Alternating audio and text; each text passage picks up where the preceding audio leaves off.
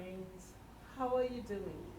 So, did you realize that the unfolding process of your purpose is a trail of breadcrumbs?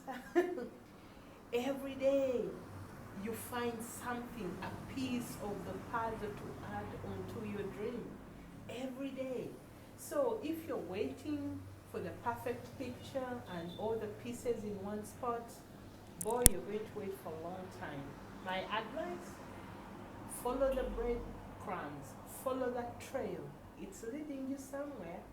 It will call on your trust, your faith, your belief, your resilience, your anchor in the vision you saw. That I saw what I saw. So this path must be leading me somewhere. So with that, anchored and follow those breadcrumbs. Yes, there is a trail, but it's for only those who have eyes to see and ears to hear.